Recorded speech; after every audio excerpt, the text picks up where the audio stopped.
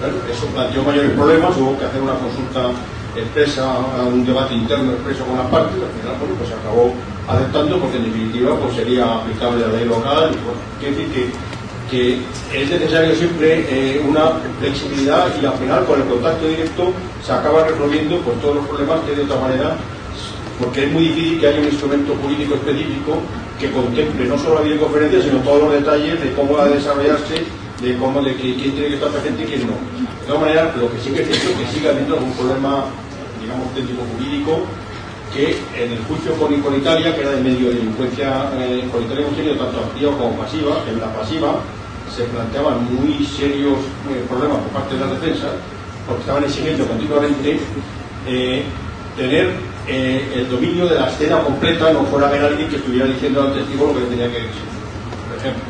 Bueno, pues ya está.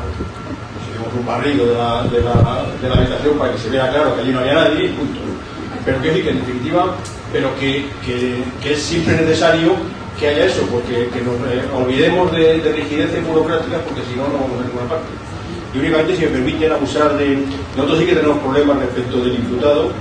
Tanto el convenio europeo este de 2000 solo permite utilizarla por el imputado si el imputado consiente expresamente, y nosotros un juicio que hubo en Alicante en que se trataba de un motín penitenciario, y en fin, pues el tribunal, temeroso de que se fuera a reproducir aquello, celebró el juicio con los 17 imputados en prisión. El Tribunal Supremo finalmente lo anuló. Primero porque no estaba previsto, y segundo porque había problemas de esos de comunicación con el Estado, etc. Pero vamos, quiere decir que esos son problemas que se irán solucionando con el tiempo, supongo.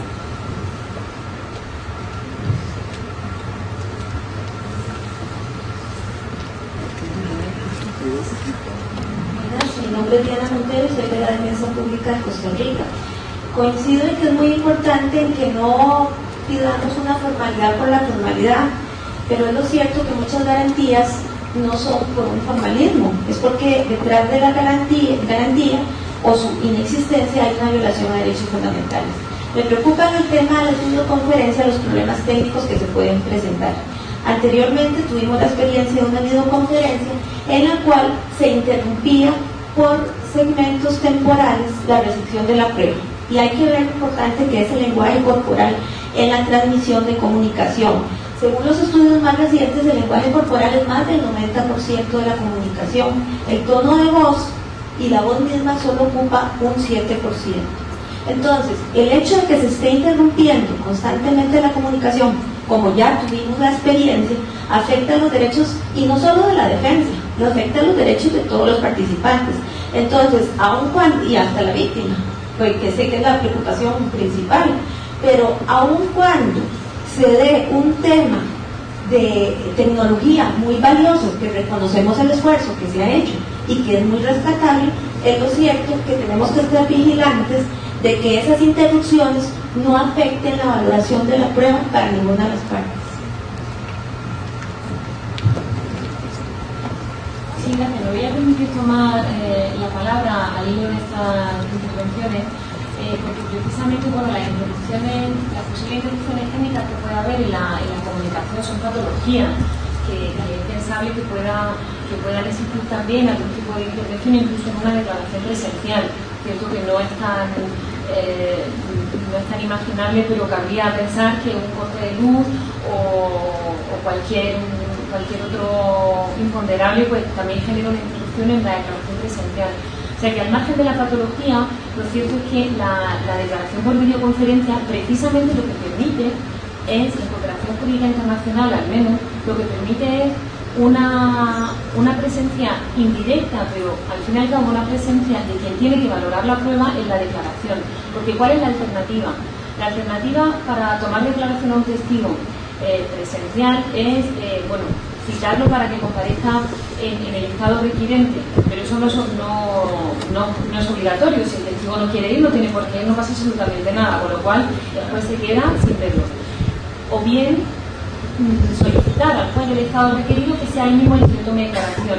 Y el juez requirente lo que va a recibir luego una declaración escrita en la que va a perder precisamente el 90% de la información que supone el comportamiento, el lenguaje no verbal y el lenguaje corporal de la persona. O sea que precisamente, siempre que no existan problemas en la comunicación, lo que la videoconferencia va a permitir es que el juez o el fiscal que debe valorar la prueba esté viendo al testigo, que además, como está en el Estado, en el territorio, no tiene que salir del territorio nacional, sí que puede ser obligado a testificar, es decir, no depende ya de su propia voluntad, sino que testifica con arreglo a las leyes del Estado donde se practica la prueba, pero al mismo tiempo permitiendo que sea el responsable de valorar la prueba el que lo vea en directo y no reciba simplemente una declaración escrita en la que la mayoría de la información se va a perder, una inmensa mayoría de la información se va a perder, y además en la que no va a poder dirigir las preguntas conforme le vaya haciendo falta, sino que el juez requerido pues va a hacer una serie de preguntas contenidas en una lista, pero no va a poder orientar la declaración y el interrogatorio en función de la declaración del testigo, con lo cual sigue habiendo, a pesar de todos los problemas técnicos que se pueden presentar y técnicos jurídicos, sigue habiendo más ventajas que inconvenientes, entiendo. Perdón, yo nada más diría, sin ser penalista, que no es mi campo, que sí lo digo en una perspectiva, digamos, de política judicial. Yo creo que el derecho debe acomodarse a los cambios que genera el desarrollo de la sociedad tecnológica y no a la inversa. Ninguna sociedad avanzaría. Y ciertamente que los abogados y las abogadas somos, dentro de los estamentos sociales, el más conservador. Siempre nos da miedo al cambio, porque fuimos formados desde el aula universitaria en una visión de pasado y no una visión de futuro.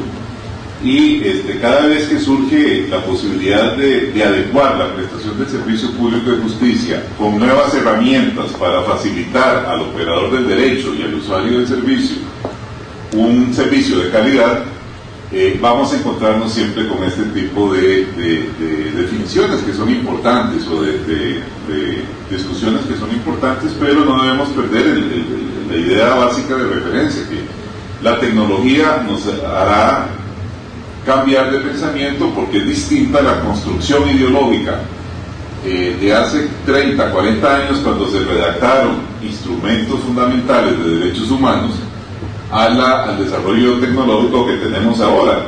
¿Qué quiero decir? Que los derechos humanos siguen siendo los mismos. Lo que varía es la plataforma sobre la cual se operativizan los derechos humanos en el campo procesal penal.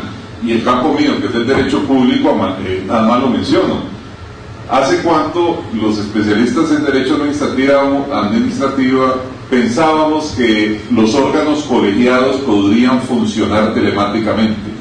Porque era una razón de principio en la construcción ideológica del principio de legalidad, que un órgano colegiado tenía que estar conformado con la presencia física de todos sus integrantes. Sea esto desde el Consejo de Ministros a la Corte Plena cuando funciona como órgano administrativo, o a la Junta Directiva de un ente público. Ya hoy, por lo menos en mi país, ya se aceptó, en base a un criterio jurídico de la abogacía del Estado y a una definición que en el campo que nos corresponde el Poder Judicial tomó Corte Plena y el Consejo Superior del Poder Judicial, de que los órganos colegiados pueden funcionar telemáticamente. Y a nivel jurisdiccional ya lo estamos haciendo y hemos tenido experiencias en el sentido de que, por ejemplo, en la sala mía, hubo una circunstancia en donde una de las magistradas integrantes no podía estar presente para una votación de un tema y se hizo una sesión telemática en donde ella estaba en otra zona del país y nosotros aquí en la sede central abrimos el debate y se hizo todo de esa manera, con la presencia telemática de la persona.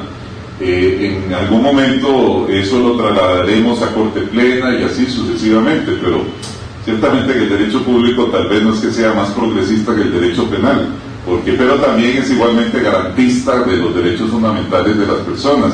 Pero sí somos de la tesis de que la tecnología, si bien debe estar al servicio del derecho, el derecho no puede impedir el desarrollo de la tecnología. Gracias.